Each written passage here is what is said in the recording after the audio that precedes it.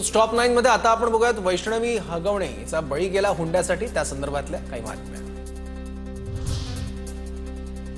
वैष्णवी हगवणे मृत्यू प्रकरणात सासरा आणि दीर अटकेत। सासरा राजेंद्र हगवणे आणि दीर सुशील हगवणेवर पिंपरी पोलिसांची रात्री उशिरा स्वारगेट परिसरात कारवाई।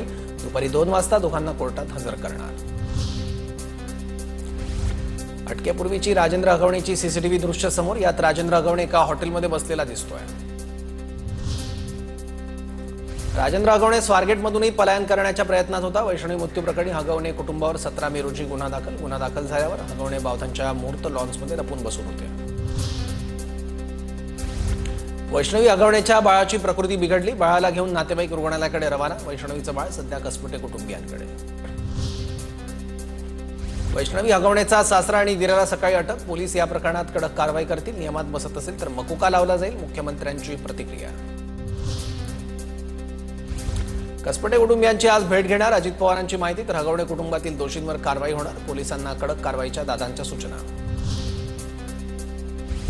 राज्य महिला आयोगाच्या अध्यक्षा रुपाली चाकणकर आज कसपटे कुटुंबियांची भेट घेणार। भेटीनंतर चाकणकर आज दुपारी पत्रकार परिषद घेणार।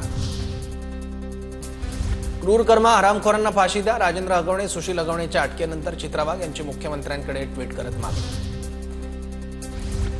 वैष्णवीप्रमाणे मलाही मारहाण केली गेली। पोलिसांकडे तक्रार केली पण कारवाई झाली नाही। राजेंद्र हगवणेंची मोठी सून मयुरी हगवणेंचे आरोप। मोठ्या सुनेला मारहाण होतानाचं सीसीटीव्ही फुटेजही समोर।